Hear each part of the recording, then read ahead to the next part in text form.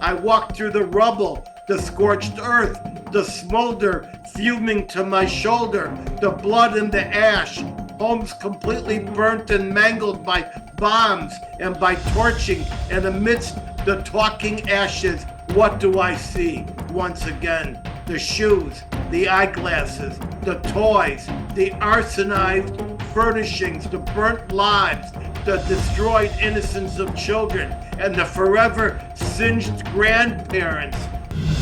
And now, The Edwin Black Show.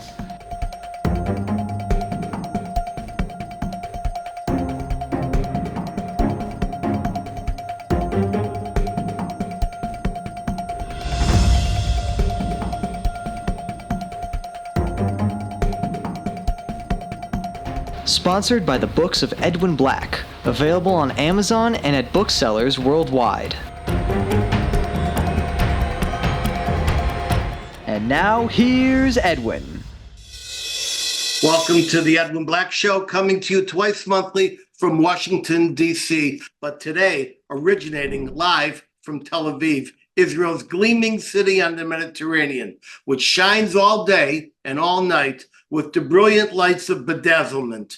From our perch on a high floor of the unbeatable vista at the Tel Aviv Hilton, south-looking view, keep the drapes open and swear off sleep, as even during continuous war, this jazzmatazz city beams itself toward the heavens with intensity, immensity, and a propensity to push both the envelope of the known world and the corners of your unknown mind to a phantasmagoria where pavement and luminous oxygen combine to ask, is it possible? And if so, why wait?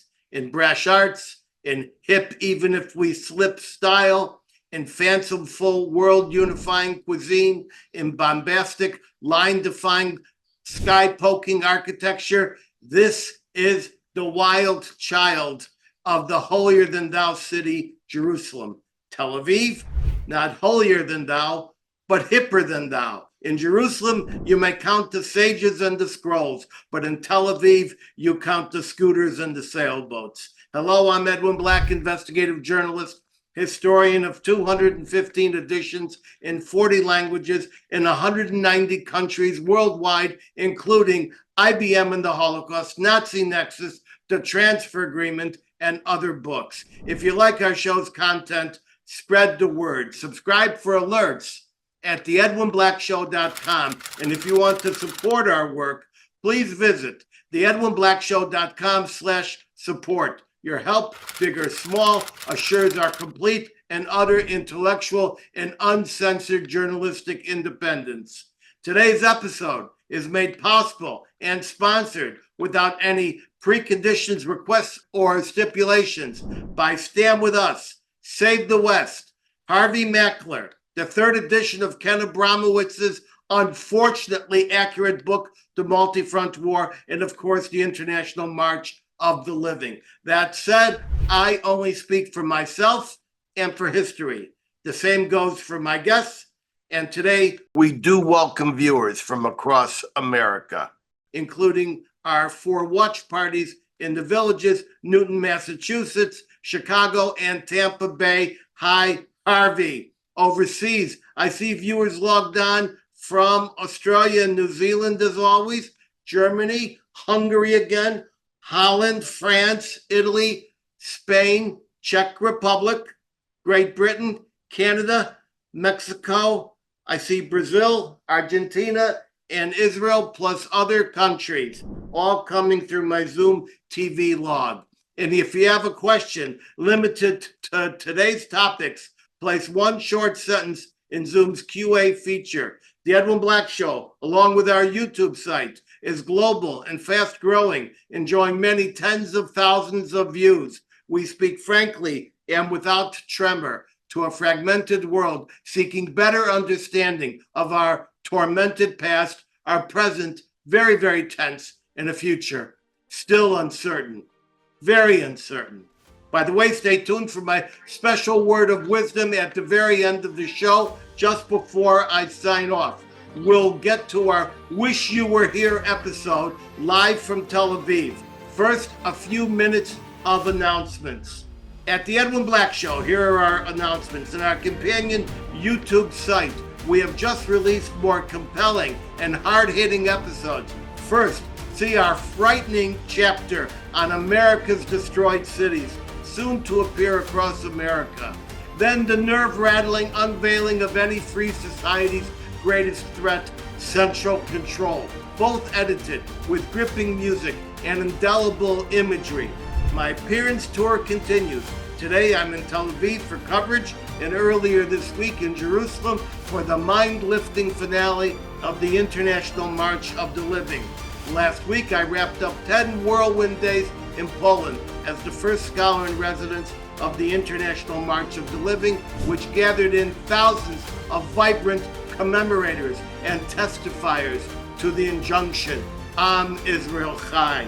It was non-stop in Warsaw, Krakow, then at the door of death in Auschwitz-Birkenau, where more than 1 million were exterminated. Then 2 final lectures in Lodz in the shadow of the ghetto, which trapped 250,000 souls. Remember that IBM's Data Processing Bureau in Krakow calculated how many people would die each day by a gradual reduction in food calories. That was their alternative to spending 70 pfennigs on a single bullet. Find all my appearances at edwinblack.com/events. And let's meet up in your city. Stand tall, San Diego, Detroit, Western Pennsylvania, Palm Beach. I'm coming your way to the best of my ability while I still have strength. I'm indeed coming your way. Finally, I remind my viewers of a terrible website you must know about, publishing the ghoulish videos from October 7th. This is the war crime documentation that Israel will need to prosecute after the war. See it at Hamas-massacre.net before the deniers win their war of denial.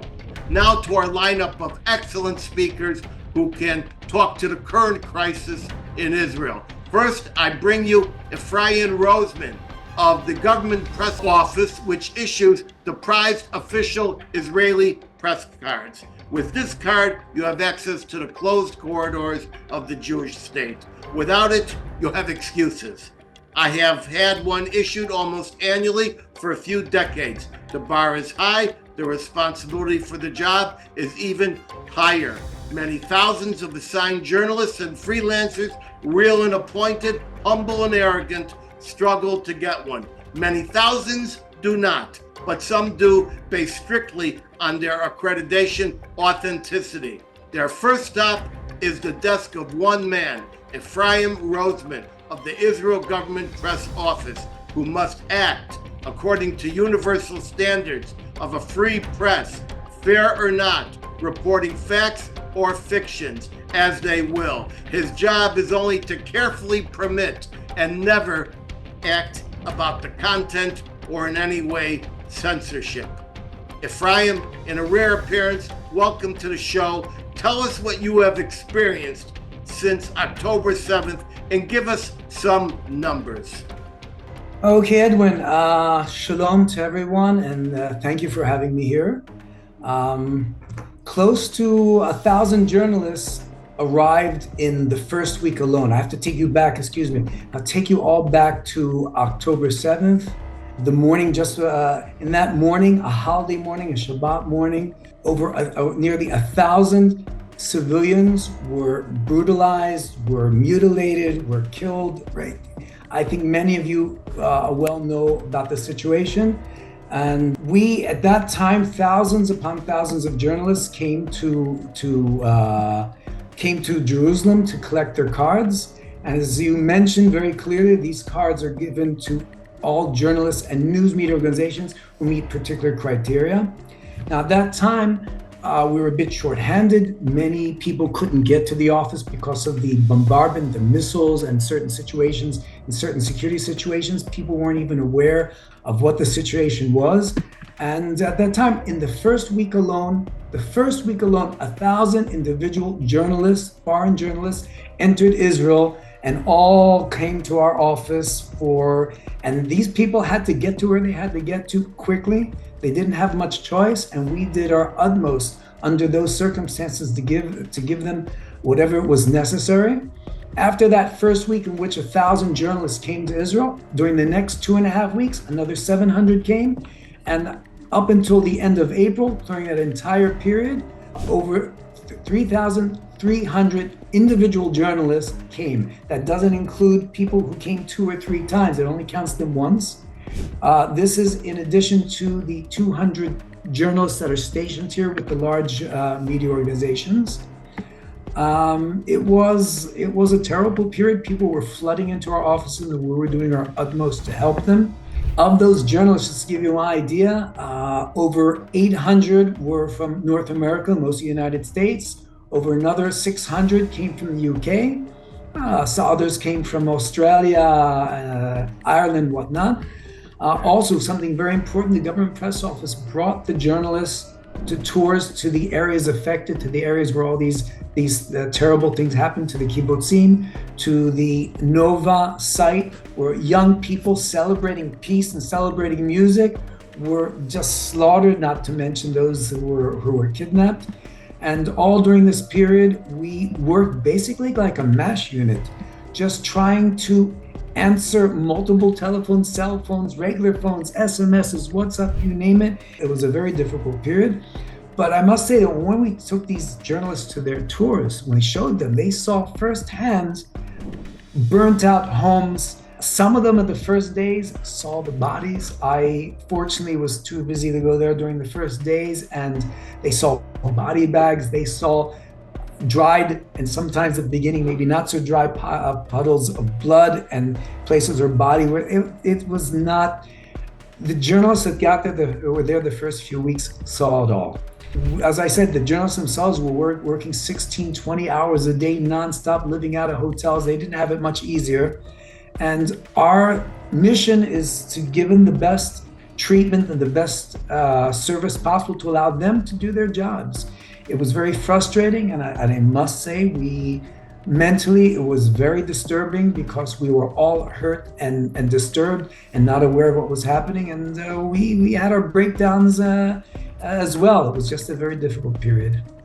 All right, Efraim, thank you for that explanation. Efraim, let me ask you a follow-up question. Go for it. What did this process do to you emotionally? Oof. It was rough. I went to a professional to get a little bit of help. I had a day where I let it all go at my boss, poor guy. And he's such a great person that he realized, because I only wanted to do my job at my best. So he let me go on this one, but you don't yell at my boss. It was rough. It was rough on all of us. You want to cry. You feel the suffering of all these people, but you have to focus on the service you're giving and on the people coming. And the buck stops at my desk. I'm a veteran at the job. Out of new people, I had to be there and help all the younger people in the office. I had to answer questions, many of which I didn't even know the answers. And we're running after trying to find the answers for ourselves, for the journalists, to direct them to the right people, to do our job as professionally as possible. Hard mentally even to think about it and go back to that period. It was difficult. All right, and you had to render polite service to those who came with evil intention to Israel to provide misinformation, and you can't even talk about who we are talking about, correct? Well, just like humanity, there's a little bit of everything, and excuse me, but journalism today, and unfortunately news media, it's pretty much a circus, and that's my personal opinion. So I hope I don't tread on any toes by saying such a thing. And you get a little bit of everything. I also discovered some amazing new organizations that I never knew existed before, where people were trying to get news out as pure reporting. It was very refreshing to discover a few organizations like this. All right, Efraim, thank you very much. Next, we talk to Israel Defense Forces top man tasked with presenting the IDF and its perilous work to a world hostile and in a hurry, a world heating up its hate yet still permeated with indelible rivulets of support and decency and yearning for facts and content. When a bomb goes astray, when a false report of a faked attack, such as the one at Al Ali Arab Hospital, which turned out to be Islamic Jihad misfire, striking a parking lot, when the world, the White House, and the wary Israeli public demand answers and demand it now, it is the job of Major Liad Diamond, head of the IDF's Public Diplomacy Office. His job is to be swift, sure, cautious, and truthful, regardless of the pain or the gain. He also ushers the world's leaders, communal personalities, and media figures to the frozen nightmares at the Gaza border, the charred and destroyed homes of innocent massacred kibbutniks, the hell just down the road from here in Tel Aviv. Take the camera, Major, and tell us what you do, and also tell us, what did you do this morning? Well, first of all, thank you so much for having me, and good evening from somewhere in Tel Aviv. You can see the beautiful skyline of the city right behind me. This morning we had the privilege of hosting you. We went down together with yourself and your wife, and we took you to the kibbutz of Kfar Aza, a kibbutz that has frozen in time. Ever since the 7th of October, nothing has really changed. You can still see the Sukkot from the last day of Sukkot.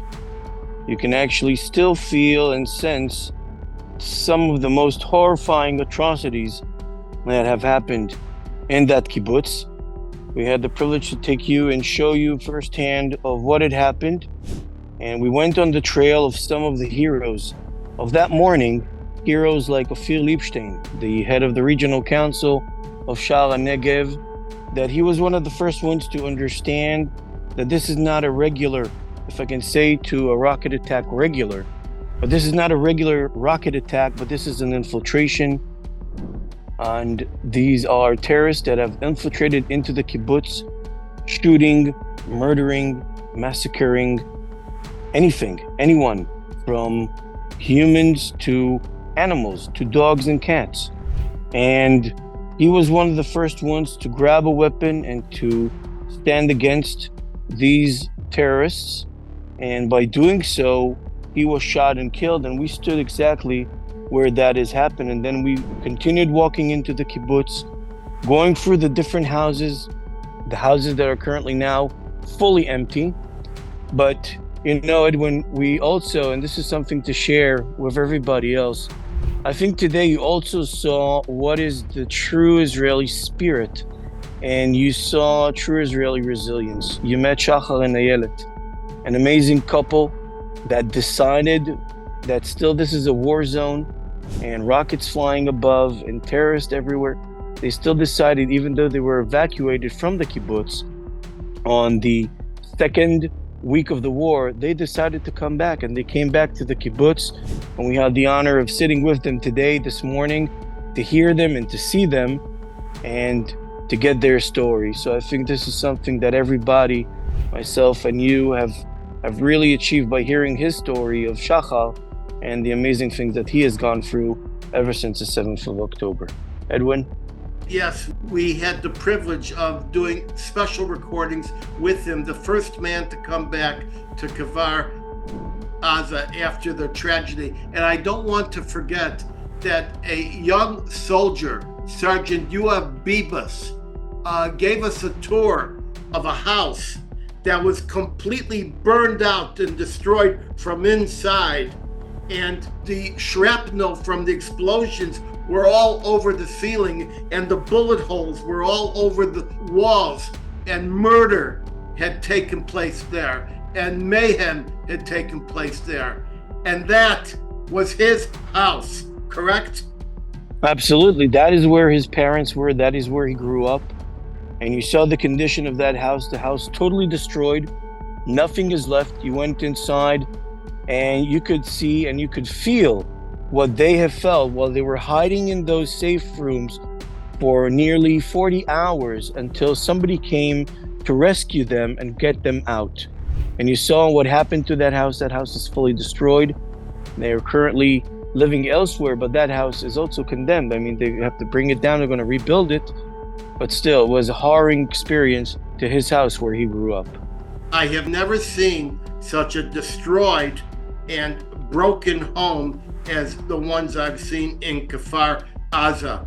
I want to thank you for the time that you spent shuttling us around, walking us from nightmare home to nightmare home. And I'm sure we will see you again because you're going to be starring in the special that we're doing. Now, ladies and gentlemen, you have just heard from two pivotal Israeli government officials. I now graciously excuse them from the panel to pursue their other important duties. Some of them work around the clock. They are leaving the show, and I want to make it clear that the content discussed after their departure does contain strong and incisive political content, which is wholly disconnected to their appearance here and does not represent either the individuals or the government agencies they are part of. They're off the show, but the show continues on. And now for our third speaker, you have heard me speak of journalism, and you heard the Major speak and Efraim speak of journalism and the cracked windshield that is Israel's portal to the world. One of Israel's most distinguished journalists is Ruthie Blum, who corresponds for Israel's foremost English language news service. I speak of JNS, the Jewish News Syndicate, jns.org, found on every computer, which struggles every day to deliver a factual, knowledgeable, reliable, and incisive sphere of information, and does so in a world where much of the other English language Israel and Jewish press is fitful and fractious and filled with left-wing, self-inflicted coverage that advances some left-wing anti-Israel and otherwise politicized agenda, backward and forward, if you get what I mean. Ruthie, Mashlameach, how are you? Take the camera and help us understand the coverage and analysis mountains you must traverse as Israel struggles to survive and the world struggles to understand the truth about what is happening here. Thank you, Edwin, and thank you for having me. I would take issue with part of your question, and that is, you say that as the world struggles to understand the truth of what's going on. Actually, I see very little evidence that the world is struggling to see the truth. If anything, the opposite is the case. One of the things we saw from October 7th, the horrors of October 7th, they were filmed happily by the perpetrators. They were filmed with GoPro cameras and cell phone cameras. They were posted on social media. The terrorists were proud of their act. By the way, it wasn't only terrorists, there were also, quote unquote, civilians, regular Gazans who came in to help and to join in the raping, the beheading, the mutilating, the atrocities. Now, even though the perpetrators themselves boasted about it, it didn't take 5 minutes for anti-Israel voices and much of the quote-unquote mainstream media, I would call it the far left media, but refers to itself as mainstream, didn't take 5 minutes for there to be questions about whether any of this actually happened, whether Israel was exaggerating it. That was one thing. One issue was whether this stuff actually happened the way we claimed. And the other was, well, even if it did happen, we deserved it because of our evil, so-called evil occupation of poor Palestinians in Gaza who are besieged. And what else could they do, right? So you're battling two issues. One is, and this is similar with Holocaust denial. There's either denial of the Holocaust or the assertion that, well, it's no wonder the Jews deserved it. Or a third issue is accusing the Jews of committing genocide. And that is exactly what happened. Not only since October 7th, I would say it happened by October 7th in the evening. It didn't take long, for there to be this. Suddenly, before Israel even entered Gaza with the army, with boots on the ground, we're committing genocide in Gaza, and we're starving the Gazans, and we're mistreating them, and poor women and children. The whole narrative switched away from the 250 hostages, young girls, old men, babies, young children, held in these dungeons in Gaza. And also we now know that not only were those girls raped in Israel, many of them were also killed after they were raped, but the ones kidnapped proceeded to be raped in the tunnels. And we know that from many of the young women who were released in the first set of hostage releases at the end of November. So, we know there are all these atrocities. We also know that the hostages are being starved. Stories of having, if they have anything, it's maybe half a pita a day. And yet the whole discussion is about starving Gazans without realizing that all that anybody would have to do to end this war immediately and have Israel leave Gaza would have been for Hamas to release the hostages, put down its weapons, and surrender. And that would be the end of the war. Somehow that got erased and all. Now, it's not somehow, we know why. Partly it's anti-Semitism, partly it's this marriage of the far left, the Islamists, and the traditional anti-Semites.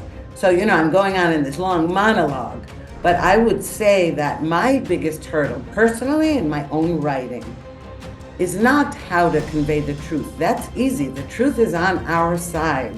What's hard for me is when I have to be careful about criticizing my government or my army, even when it warrants it, so as not to give extra ammunition to the enemy, though I certainly don't criticize the current government or the army for any atrocities or doing something or mistreatment of anybody. On the contrary, my criticism usually goes in the other direction. I think we did too little, too late. I think we should have been in Rafah by now. I think that we're being way too careful, and it's all because we have to be careful, partly because of the international community saying that, and our so-called friends in Washington saying that we have to be really careful not to kill any civilians in Gaza, but also we have to be careful not to kill our hostages. So my biggest problem, my biggest, I would say, challenge in writing is to be careful and remember who my audience is. I don't want to portray inside baseball. As a matter of fact, today I broke that rule because I wrote a column saying that our defense minister should go. And that's normally I try not to do that. But I did it this time because he actually was suggesting things that a defense minister who needs to win this war should not be saying, and it shouldn't be in his purview. All right, listen, that was exceptionally useful. I'd like to also say that Ruthie was so correct. I was overly kind to the world in suggesting they were actually struggling to understand, because it's true. The world doesn't actually want to understand. They don't want facts at this time.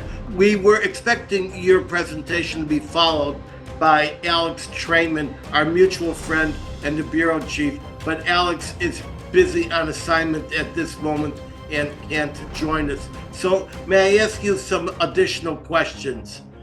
Go for it. All right. So Gallant, the defense minister, you had the courage to say what many people have been muttering under their breath, that he needs to go. Tell us what he suggested, and tell us the role of Washington, D.C. in compromising the defense minister in getting to say what he said. Okay, now it's not clear whether Washington compromised the defense minister or the other way around. We have members of the government and the war cabinet and the larger cabinet who actually, I would say, their ideology matches more that of the Biden administration than the Netanyahu administration. And this has been a problem, but also because the United States is actively trying to topple Prime Minister Netanyahu. It's not even a secret anymore. They actually are doing that. They've been working to do it. They've been having meetings or trying to have meetings behind his back to subvert any activity that he pursues. Now, the defense minister is the trickiest of all in this group of, I would say we have Benny Gantz, who's part of the war cabinet, but he is not a member, not only is he not a member of Netanyahu's party, but he's a rival for him, and he has been trying desperately to become prime minister for years now. And so the fact that he even joined the government in order to sit in the war cabinet was, I would say, he did that in order to gain points with the public to show that he actually cares now about the country and about winning the war more than he does about political rivalry. However, he has been showing that that's not exactly true, because in the war cabinet, he's trying to play both ends of this. One is to show the public that he's a loyal politician who cares about the country, and on the other, he's trying to wink at his base, the anti-Netanyahu base, to say, don't worry, I'm only in here temporarily, and believe me, I'm working hard to get Netanyahu either to step down, or we're going to force him down, and hopefully the government will collapse, etc. Yoav Gallant, our defense minister, is different in a different category. He actually is a member of Netanyahu's Likud party, and he ran. He got a lot of Knesset seats, or he got high on the Likud list in the primaries, and that is how and why Netanyahu gave him one of the top ministries. Defense is always a very coveted ministry, of course. Foreign ministry is also coveted, but defense is a big one. And so, and he had been he had been once a general, and he was on his way to becoming the chief of staff of the army, and that fell through because of some legal troubles he got into over adding a terrace to his house, or some building violation, something small like that. In any case, so here was his big chance, and he became defense minister, and isn't that wonderful? And from the jump, he proceeded, oddly to undermine Netanyahu, and this was way before the war started, or not way before. The whole government has been in power only a year and a half right now. It was months before the war started, when the country was in the midst of a schism over judicial reform. And Gallant suddenly came out. He stabbed Netanyahu in the back when Netanyahu took a trip to London, a state visit to London, and Gallant went on TV and basically said, we have to halt judicial reform because our enemies are watching our societal split and they think of us as weak. Now, he was certainly right that the enemy was watching, as we later saw, of course, on October 7th. The enemy certainly was watching. But it wasn't the judicial reform that needed canceling, and it certainly wasn't the defense minister's job to talk about that. And certainly not as a member of the coalition and of the Likud party. Okay, now, Ruthie, what I yes. want to interject here is that yes. this is solid evidence that Israel is a democracy on fire. It is not run by a single strong man. And when Chuck Schumer wants Netanyahu to call for new elections, Netanyahu is the head of a coalition. And this coalition is very complex, and it is completely overly democratic. So what the Biden administration is trying to do is to create regime change in its ally, and colluding, whether at the invitation of Gallant or the invitation of Blinken and Biden and Schumer, to undo the Democratic election. Now, I'm going to close with you by asking this one question. What has this done to you as a person? Well, it has traumatized me, I must say. I mean, October 7th, I'm not alone. Everybody here was traumatized. It was just every story you hear, as you said, you visited Gaza and the other places. Every story we hear is just one is worse than the next. The children who were left orphaned, watched their parents get murdered. The parents who watched their children get murdered. The hostages, the whole thing is atrocious.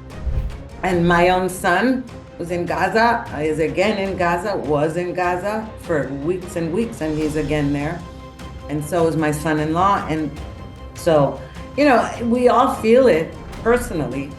And I don't see how you can stay objective over that. So that's how I have taken it personally. And that doesn't mean that I don't try to separate myself when writing about it. Yes, that's one of our obligations, is to control our own emotions and our own fears and angers when we have to write dispassionately about the coverage that we must have. Now, I'm going to say goodbye to Ruthie, although I'm getting some feedback from one of our listeners in Tampa claiming that he originated the name Schmuck Schumer and it was not me. I think that will be determined at a point later in time. Ruthie, thank you very much. And now I turn to one of Israel's most important and strategic sectors, tourism. I've always believed that Israel's hotel and tourism sector is a geopolitical miracle, essential not just to the Jewish state's survival, but also to its ability to soar and stand among the nations and the peoples of the world. The great Israeli general, my friend Moshe Dayan, agreed with this belief and emphasized it to me during a long conversation flying to Blair House to finalize the Camp David Accords. This means that maintaining world-class hotels such as the King David in Jerusalem, in Tel Aviv, the Dan Tel Aviv, which both serve as hotels with a rich diplomatic history, plus the David Citadel in Jerusalem. These are all important structures within the personality of Israel. But my personal favorites are the two best and most revered hotels in this country, the Hilton properties. Here, I am at the Vista of the Tel Aviv Hilton and the pinnacle of perfection, that is the Waldorf Astoria, each twirling at the epitome of service, graciousness, hospitality, and sheer magnetism. But today, the Israeli hotel industry has been battling to come roaring back, only to find itself confronted with October 7th exploding onto the scene. Flights were canceled, trips were delayed, and still from minute to minute, the hotels of Israel do not know what tomorrow brings. Yet they must function at the peak and polish that we have all come to expect from Israel's hotel greatness. Some wondrous hotel properties are still suffering with an occupancy even this week as low as 17%, and several had to shutter their doors or become relocation centers for Israel's displaced thousands. Here to tell us what he knows about the situation today and what he wishes he knew about the situation tomorrow is Waldorf Astoria manager Dor Weiss, a man with his finger on the hour-to-hour pulse of Israel's tourism industry. Dor, first I compliment that fabulous single malt scotch the Waldorf just released a few days ago. I'm going to be featuring it on a future episode. But now, what do you know, and how sure are you that what you think you know is actually what you do know? Take it away, Dor. Yeah, so Edwin, thank you very much for having me. And it was a pleasure hosting you 2 days ago. So just after October 7, we were thinking that this episode is going to be a short session, or at least a few months' time.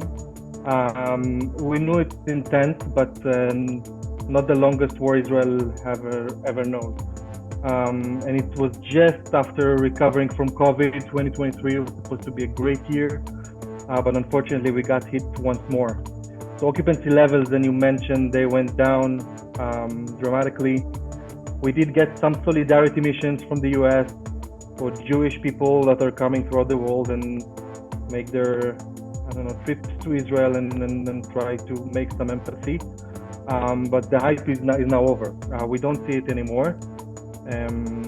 As you mentioned, also many big airlines canceled their flight to Israel, including American Airlines, that they will not resume their flights until the end of October 2024.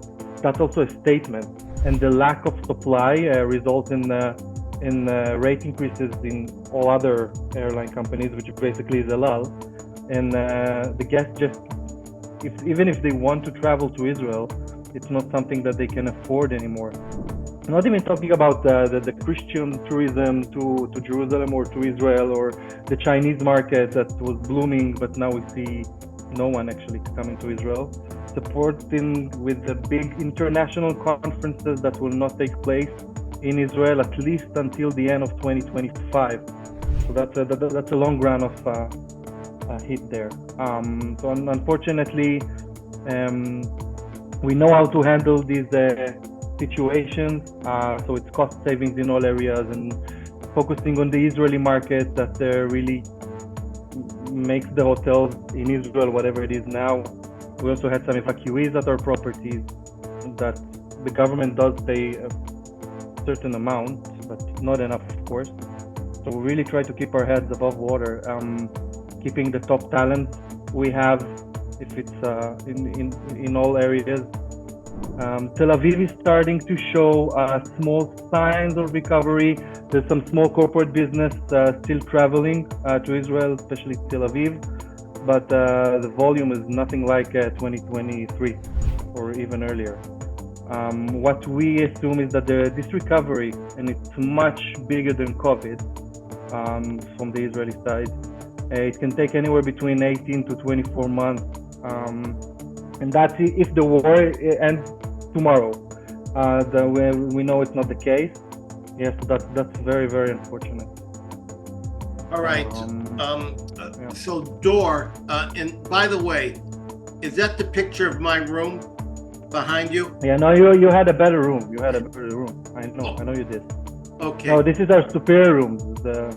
Actually the biggest standard room in Jerusalem. So. Yeah, and everybody needs to know that although these hotels are not bringing in the revenues from the occupancy, they are still fulfilling all the service requirements. You cannot tell where they're skimping. They have a breakfast filled with enough food to fill bus loads, even though that food isn't being eaten. And so what are you doing? How is it possible that you can act like one of the premier hotels in the world, but you don't have the occupancy base to handle it? Correct. So yeah, you got you hit the nail on its head. It just hurts our bottom line, because we still have to provide, as you said, the exquisite service and food. Everything needs to be there for the guests that are coming.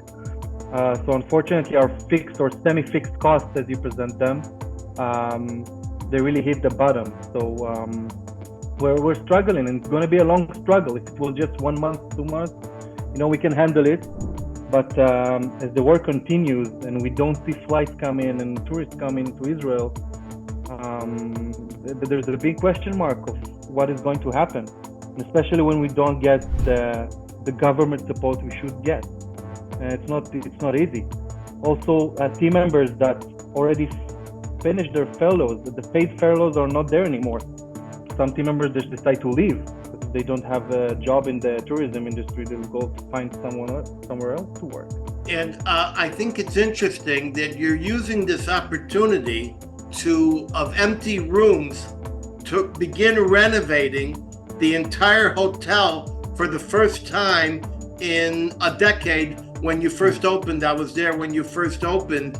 How is it that you can be so impoverished from lack of tourism and occupancy, yet put thousands and thousands of dollars into continuous renovation of these rooms?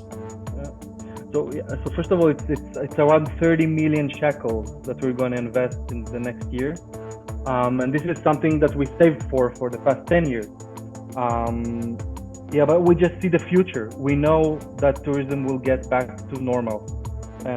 Jerusalem and Israel recovers very fast, usually from crises. We saw that in the past, and trends show that. Yeah, but we're going ahead, and we actually have now the opportunity, because of the low occupancy, to really have this process in more ease and making sure that our guests are not disturbed by the renovation.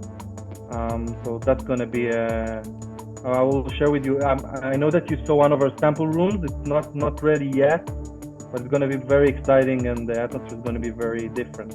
I was indeed very excited to see the new renovations. Tell me, from how many countries have you had citizens staying in the year before October 7th at the Waldorf Astoria? Well, it's a big question. I think everywhere, every corner of the world, from the Far East, Brazil, India,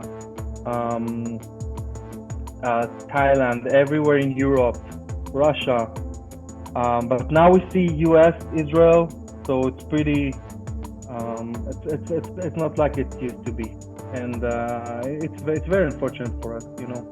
I want to ask Ruthie to come in and answer a question. Ruthie, we know that there are thousands and thousands of displaced Israelis from the north and the south living in their uncle's house in a third-class, second-class, first-class hotel, spending their life savings. Ruthie, to the best of your knowledge, has the UN or anybody in the world community offered to help out and to address the needs of this dispossessed community? And before you answer, I speak as the son of mother and father who lived in a DP camp after the Holocaust. Go ahead, Ruthie.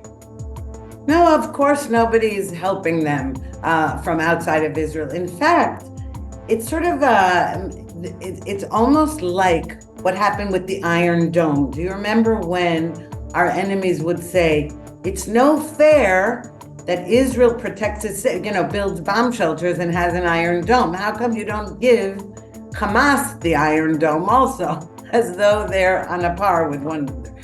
The same thing is happening here. Israel, I have to say, there's a lot of criticism, again, lodged at the government over the evacuation of Israelis.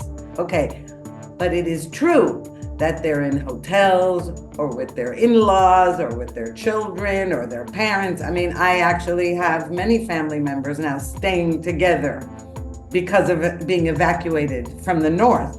And because their situation it is awful and they can't stand it, and it's hard for their children who have to go to different schools, or it's just very, very disruptive.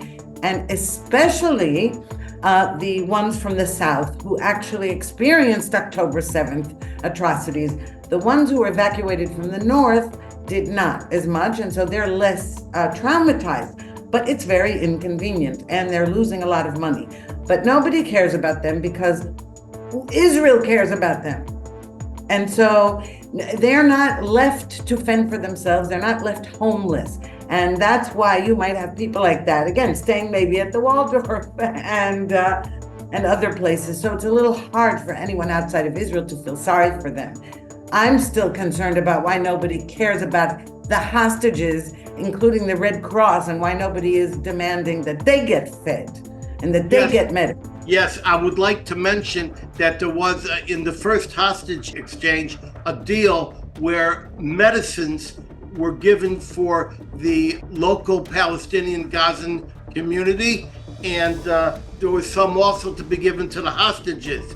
Within hours, thousands of boxes of medicines were distributed to the hospitals of Gaza, and the Red Cross refused to distribute any medicines to the hostages or even make any attempt to do so. And this is why I remind people, never give your confidence or your money to the International Red Cross. Work with Samaritans first. Now I'm going to let Dor go in just a moment after I make this comment. Ladies and gentlemen, you need to come to Israel because these hotels represent the nexus between the Jewish state and the rest of the planet, all the cultures. And when you come, please be kind and respectful to the hotel workers, because these are the real heroes of peace. And I am never arrogant with hotel workers. I always try to give them as much courtesy and humility as I possibly can. And thirdly, stop stealing the shampoo from the hotels. It's costing them money. I stopped, so if I stop, you can stop. And my fourth finale, to make Dor Weiss laugh even more, is I have a message for El Al.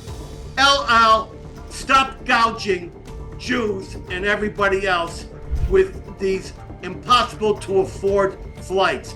Who the hell are you to take advantage of the Jewish state and make it impossible for people to get a flight to stay in these hotels, whether they're fancy ones like the Waldorf or simple 2 and 3 stars, or even a hostel? Some of the world is trying to show solidarity. Knock it off with the price gouging. Thank you, Dor. Now, I have good news, ladies and gentlemen. One of my favorite people, Ken Abramowitz, has finally gotten off his phone and picked up a real computer, and he's with us right now.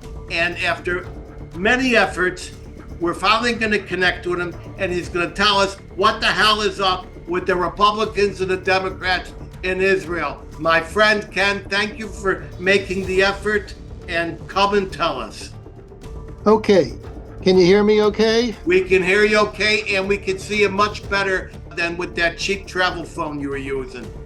Okay, great. Thanks.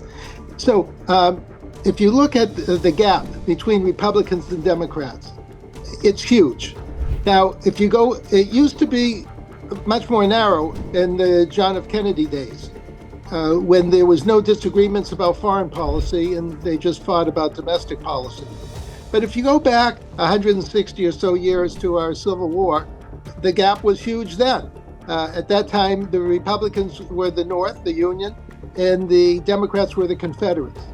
So the Democrats have gone back to the creating the gap that was reminiscent of our Civil War. And they don't call themselves Confederates anymore, they call themselves Democrats. But under President Obama, there was a coup within the Democrat Party, and they were basically taken over by the communists and the Islamists, and the Reds and the Greens. And so now, I'll give you an example. Republicans believe in life, liberty, and pursuit of happiness for 100% of the people. Democrats believe in life, liberty, and pursuit of happiness for 10% of the people. Republicans believe in the Constitution and Bill of Rights. The Democrats reject the Constitution and Bill of Rights. The Republicans believe in the Bible, Old and New Testament. The Democrats reject the Bible, they reject God. So you could say we're in a battle between God and the pagans. And this gap is reminiscent of our first Civil War, unfortunately. And so now when you go to foreign policy, Israel represents the values of the Republicans. Israel represents traditional American values, traditional Western civilization values. And so therefore the Republicans and the Israelis feel a very close bond to each other. The Democrats do not feel that close bond not because Israel's wrong, but because the Democrats have invented or created or utilized a false narrative. And so therefore the Democrats are angry at the Israelis, not because they're bad, but because they're good. And so that's why there's tension between the Democrats. Now, fortunately, in America, Congress has a big say. And the American people, acting through the Congress, is still pro-Israel, even though elements of the Democratic Party are not. So that helps tremendously to offset an administration that's kilter right now. And one other thing, the ideology of the Democrats is not necessarily homegrown. I can see the fingerprints of all of our foreign enemies in the false narrative of the Democrats. In other words, there's Chinese influence, Russian influence, Iranian influence, Muslim Brotherhood influence, and that's further poisoning the relationship between the administration and Israel. So that's my quick 3 minutes. I can say this much, that the foreign influences that you've just been mentioned, the financial ones, have indeed been documented. Stick around, we've got more to talk about. So our last guest, before my own monologue begins, is our show regular and international jurist, Avi Bell. Avi is one of the most astute and insightful experts on international law in Israel or anywhere. This is why I invited him on today. Surely, Avi, you have seen the weaponization and bastardization of international law and its legal processes. How bad is it, and what does it mean to a rules-based world order? Take it, Avi. Thank you very much, Edwin. I just want to say I'm sorry, Ken, that I'm taking from your time, and now I'm going to have to watch this afterwards on the website to get what I missed. But about your question. So let's understand the problem here is not really international law. The problem here is the institutions in society. So think about it like this. If you were talking about a murder trial of a black defendant in Alabama in the 1880s, and you wanted to describe what is the problem, you wouldn't say that the problem is the way the state of Alabama defines murder or the rules of criminal procedure. The problem is the bias of the courts. The problem is the bias of the police. The problem is the lynch mobs that are going to gather outside that are going to get their hands on the defendant when the police step out of the way to allow them to do their evil deeds. And that's really the problem that we're looking at now. It's not that the abstract rules of the laws of war or human rights or the law of genocide is terrible. And not that, by the way, they're all that great, but they're things that we can work with. And under those rules, it's fairly clear the situation that we have. We have on one side, we have Hamas and other Palestinian terrorist organizations. We have Hezbollah and other Iranian-backed terrorist organizations that commit every crime imaginable in the book. They're depraved Nazis, they're anti-Semitic, genocidal, war criminal organizations. They carry out acts of terrorism. They use human shields. They attack civilians as such. They rape, they torture, they murder. And on the other side, you have a civilized, liberal, democratic society that is trying to defend itself under a self-imposed, extremely strict version of the rules of war that wouldn't even consider committing the types of crimes that its foes commit, the torture and the rape and the genocide. And yet, that's not what you're seeing in any of the international legal institutions, in the International Court of Justice. There are now numerous cases going on that are considering whether Hamas should bear criminal responsibility for its genocidal acts, but whether Israel should bear responsibility for an completely imaginary genocide. You have in the International Criminal Court, you have a process that's been going on now for almost 10 years of producing criminal charges against Israelis for imaginary crimes, while giving a free pass to all the dastardly deeds, all the abominations carried out by Palestinian terrorists. But that's not the worst of it. The worst of it is not the institutions. The worst of it is the mob around them, the lynch mobs. And when you look at this, what you have is the European Union, various states in Europe, the government of Canada, the government of Australia, and the Biden administration feeding this narrative of Jewish evil, and at the same time backing up the propaganda lines of some of the most barbaric of the world's organizations, such as Hamas. And that's really the problem. This is not a problem ultimately of law. This is not even a problem in a certain sense of legal institutions. Israel has the ability and must ignore the International Court of Justice, the International Criminal Court. In fact, it should take offensive action against them. It should work with allies in the United States to try to impose sanctions on those in the International Criminal Court who are supporting the terrorists and trying to criminalize their victims. But this is much, much, much worse than that. When you have the White House either insinuating or outright echoing Hamas propaganda, which suggests that Israel is the wrongdoer here, that Israel is not following the rules about protecting civilians during war, that the criminal responsibility somehow doesn't attach to Hamas, that Israel isn't bending over backwards to try to protect those civilians that Hamas is using as cannon fodder, right? Then you have a real problem. You have a problem like 1880s Alabama. The answer is not in changing the institutions. It's not even in changing the rules. The answer is in changing the society. And unfortunately, we don't have control over that. It's ultimately, all we can do is the same thing that a black person could do in 1880s Alabama, which is appeal to the conscience of the handful of people out there who can see that this is an moral abomination. Now, we have some friends out there, and we need their help. Well, I would say that was exceptionally startling and impressive viewpoint about the mob, the international mob. And I would also say that when you bring up the International Court of Justice, which is Israel's now in front of the dock, would you not agree that the International Court of Justice is more or less the traffic court of international law? It has no real basis as a forum for a charge of genocide. After all, the International Court of Justice was created in 1919 to resolve disputes about treaties and about taxes and border disputes and weights and measures and sales agreements. And it's only through a twisted version where they say, well, everybody's agreed to not do genocide, so Israel broke its contract. What about that, Avi?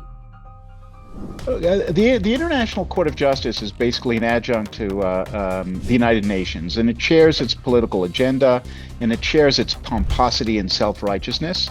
It shares its anti-Semitism, and it shares its fecklessness and incapacity. Right. So what can you look at when you see the International Court of Justice? It has some very impressive sounding names and titles and functions, but ultimately it doesn't do very much except to help the world's worst criminals.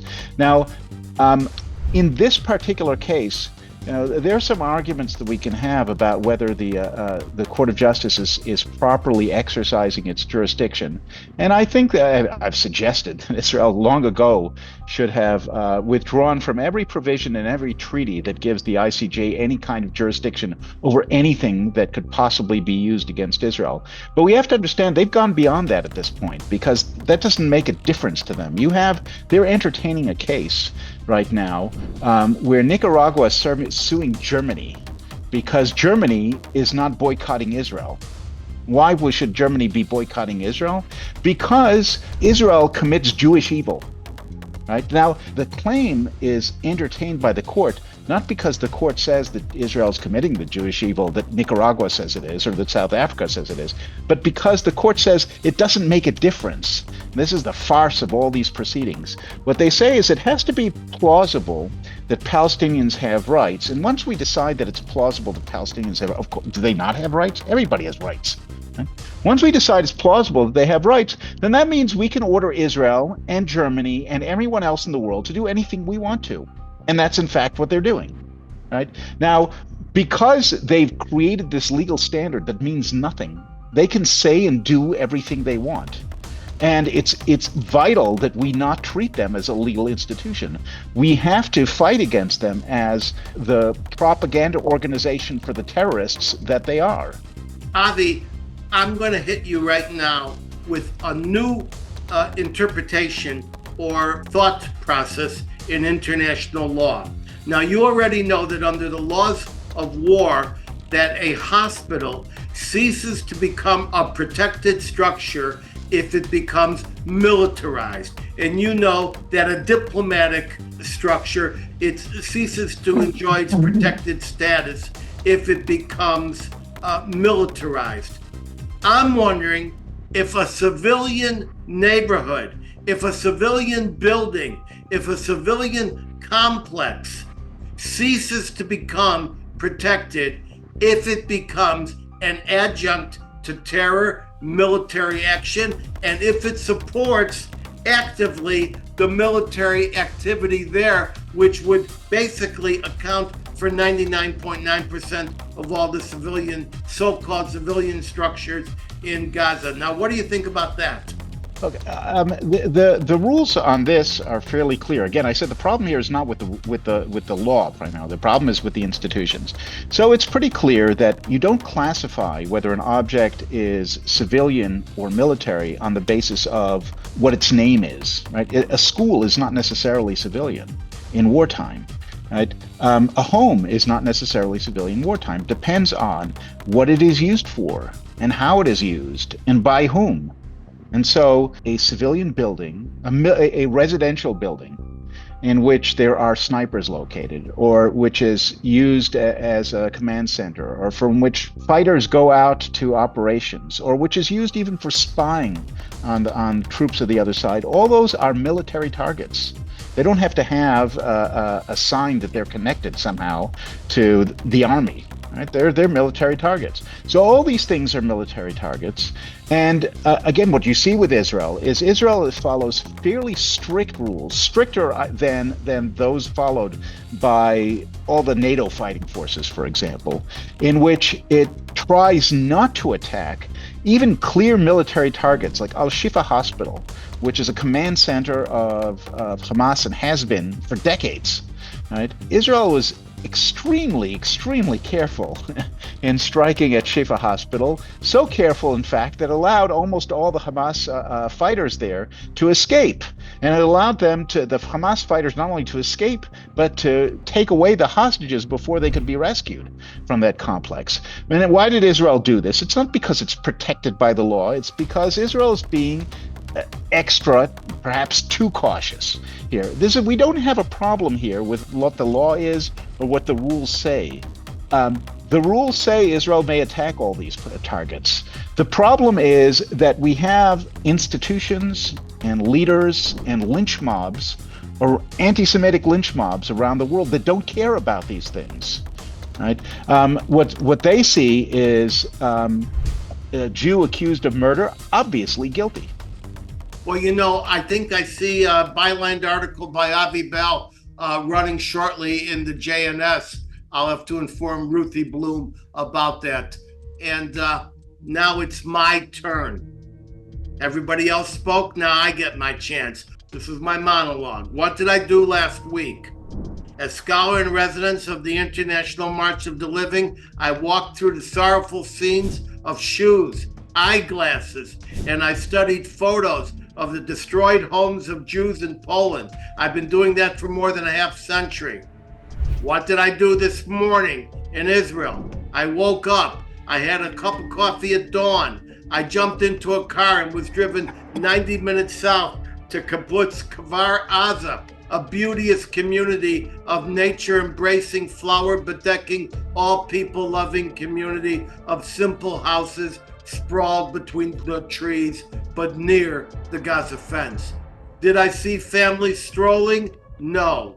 I saw an abandoned kibbutz that was the site of a monstrous massacre when Hamas fighters, accompanied by scores of regular Gazans, the so-called civilians, went door to door to murder the inhabitants, break into their safe rooms, rape the women, burn the homes, defenseless, women, and children. Victims, a number of them were captured and taken across the road into Gaza for public humiliation and hostage captivity. I walked through the rubble, the scorched earth, the smolder fuming to my shoulder, the blood and the ash, homes completely burnt and mangled by bombs and by torching, and amidst the talking ashes, what do I see? Once again, the shoes, the eyeglasses, the toys, the arsonized furnishings, the burnt lives,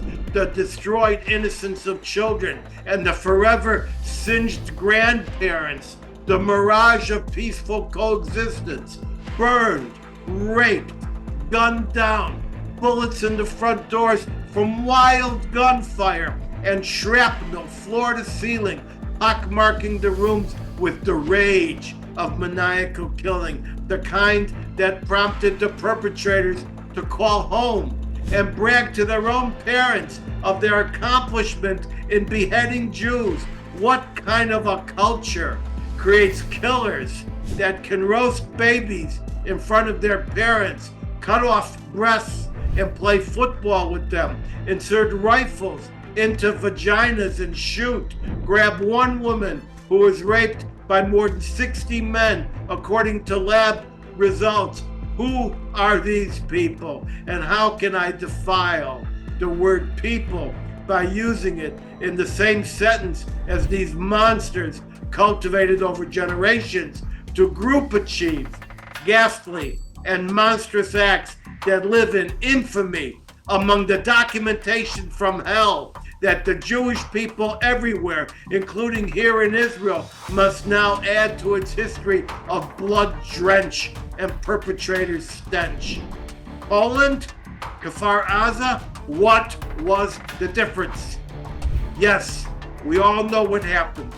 Israel made the unforgivable mistake of believing it was actually located somewhere in Midtown Manhattan, where compromise, good deeds, and reason can make a difference, but only to the rivulets of blood and splatters of human tissue across the plain did it rudely comprehend that is actually still in the Middle East, the tribal Middle East, where no one forgets a hatred. They merely tuck it away until a moment of enemy weakness by the hated other unleashes the worst type of hate. It could be any of the H's: Hamas, Hezbollah, Houthis, Harvard, and now the Biden administration has made their choice. They believe Hamas must live on, and so the Palestinians are free to commit another mass murder another day, as they have promised to do repeatedly, and the Michigan Muslims are now free to vote for Democrats on election day. Biden has crossed the river of betrayal.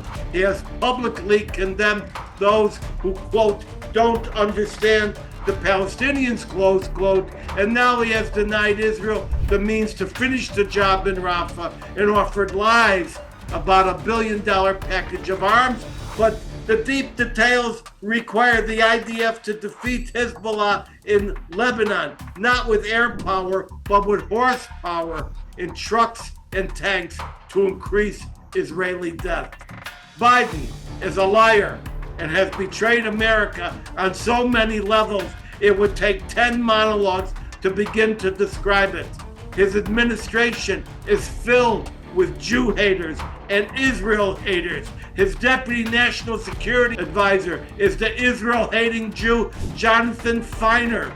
His senior director for intelligence programs at the National Security Council, specializing in the Middle East, is Maher Batar, the rabid former head of Students for Justice in Palestine at Georgetown. His senior ranks are filled with massively conflicted Iranian personalities, such as Ariane Tabatabai, as a high-level Pentagon officer with clear ties to the Ayatollahs, plus plenty of Arabists and traditional anti-Jewish activists who hope to bring down the Jewish state using their manipulated, empty suit, Joe Biden.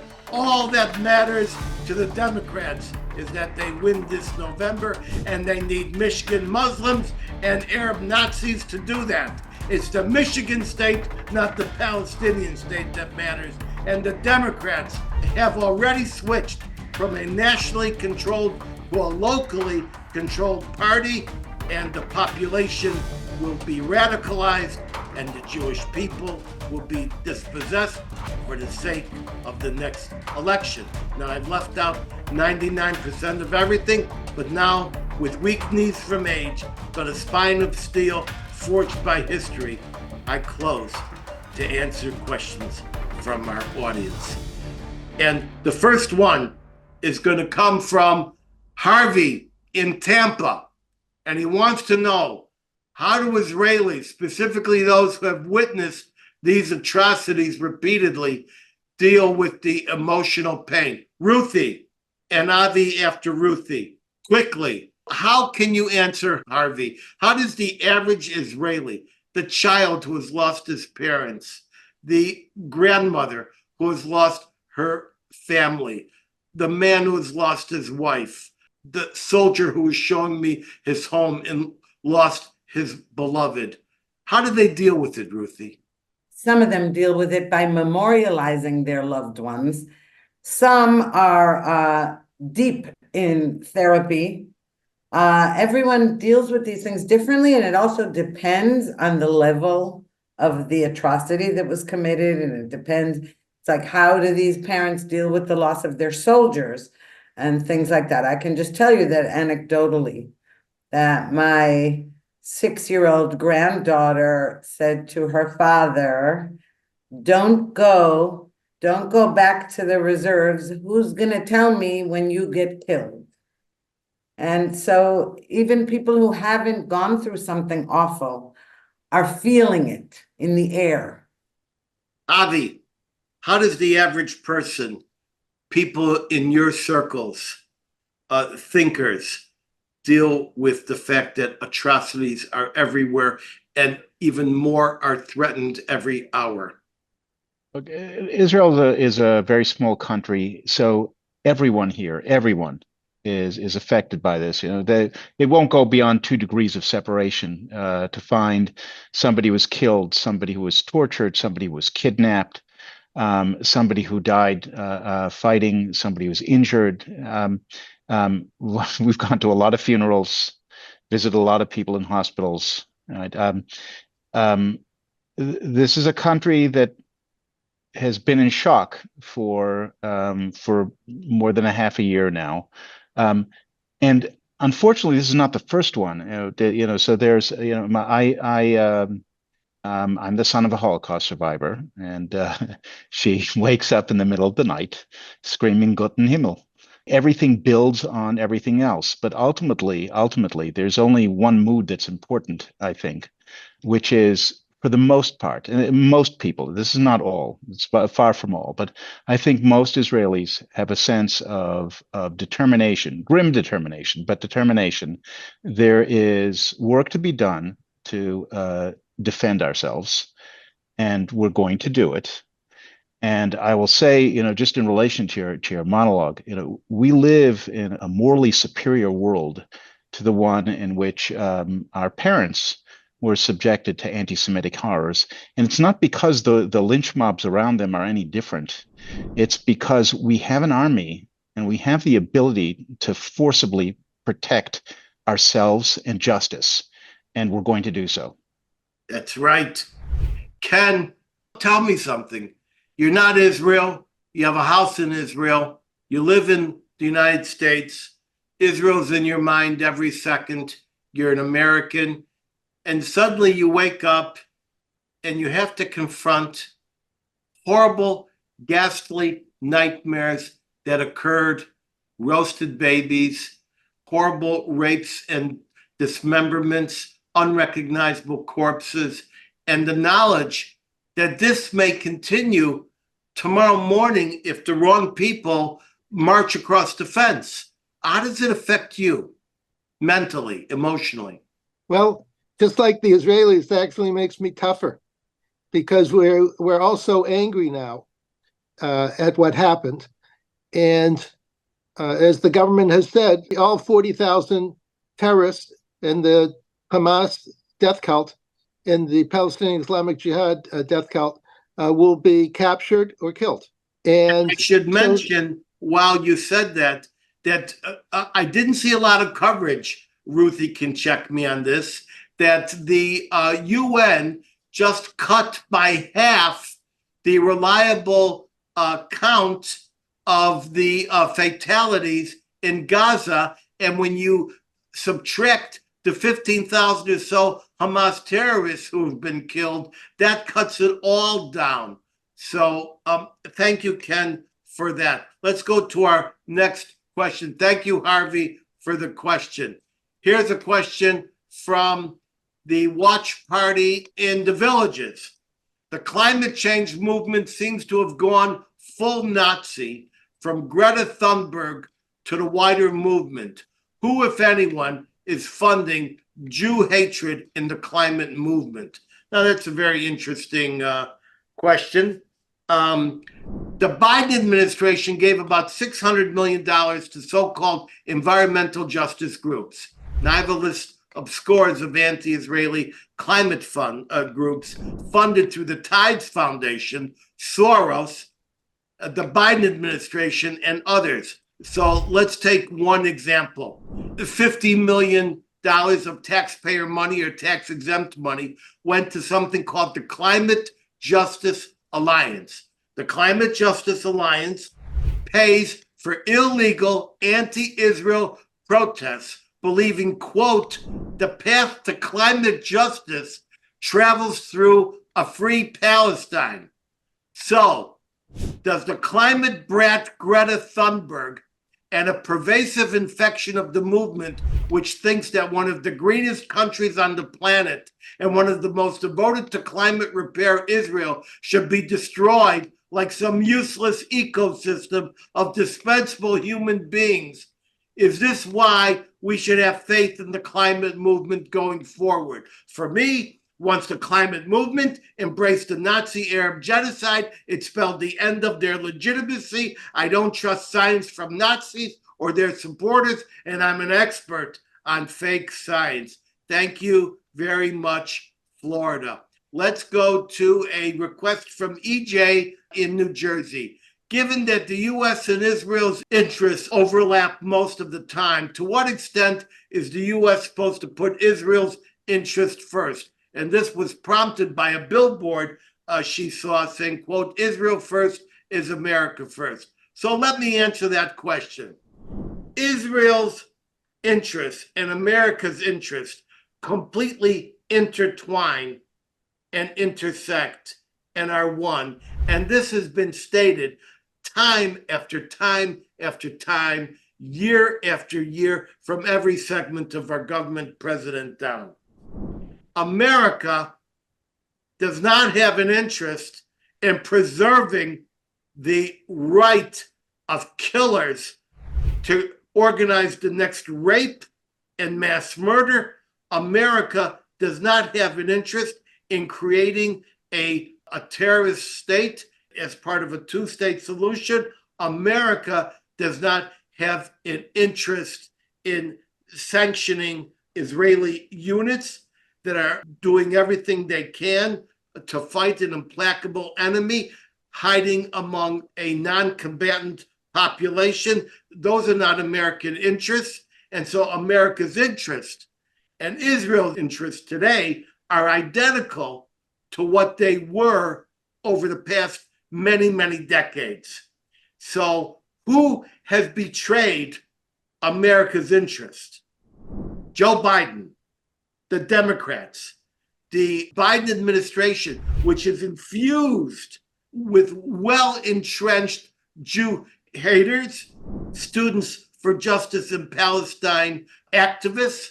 And I'm not just talking about a few. I could name 50 if I was given the time. So I hope that answers the question. Let me just switch to Avi for a second. Avi, how would you answer this question about America's interest and Israel's interest? Are they actually the same right now, or are they divergent?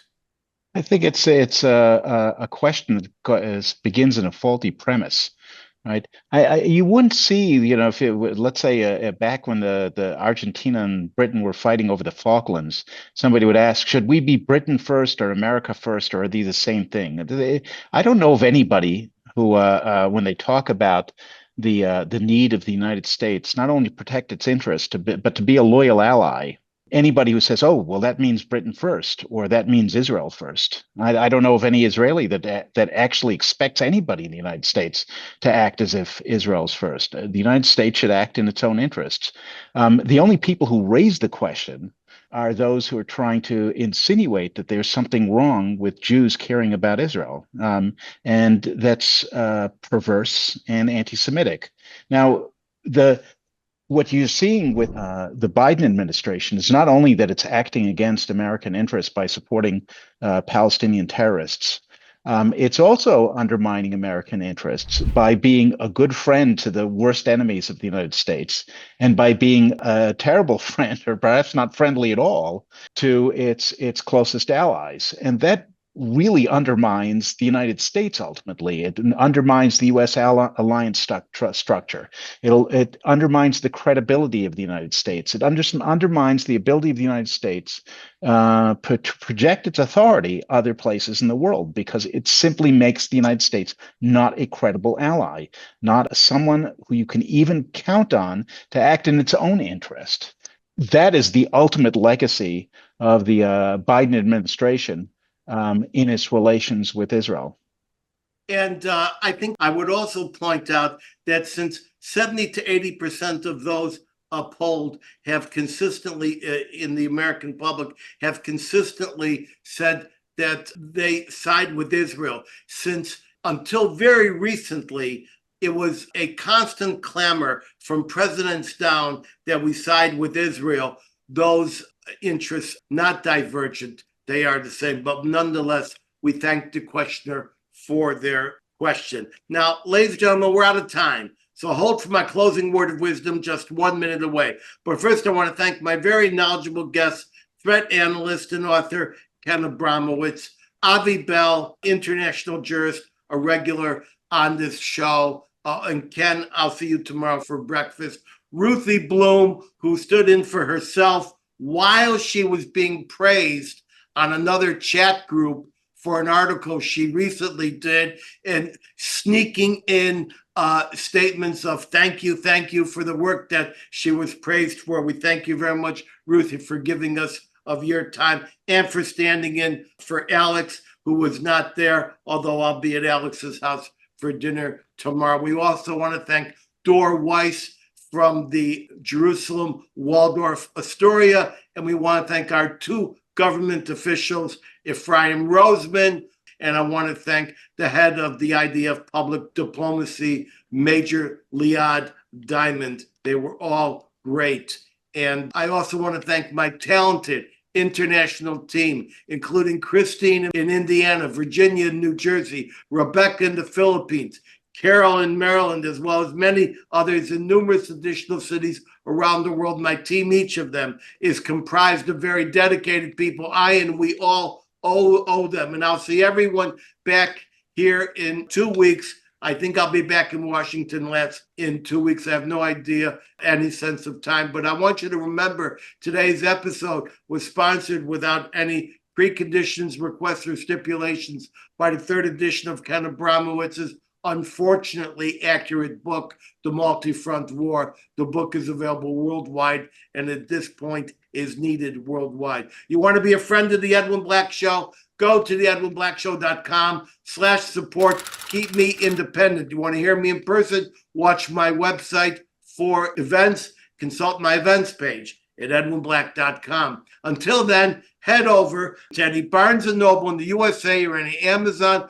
Walmart, Apple Books, Google Books, or Kobo platform in 190 countries across this roiling, toiling, boiling planet, where you can find any of my 200 book editions, such as IBM and the Holocaust. You want an autographed copy? Hit my personal, newly redesigned website, edwinblack.com, and click books. Get access alerts to participate live in future shows at theedwinblackshow.com. You'll see a much enhanced and exquisitely produced version of this show and prior episodes. And yes, we'll even put Efraim Roseman's picture in there by subscribing to our YouTube channel at The Edwin Black Show and click the notification button like tens of thousands of others have. You will love them. We put new ones up each week, produced by a bold international crew. Follow me at Edwin Black Book on X as well as Facebook. And now for my closing word of wisdom. At some point, we must all ask, when do we stop raising our hands and start raising our fists? Bless you, everyone.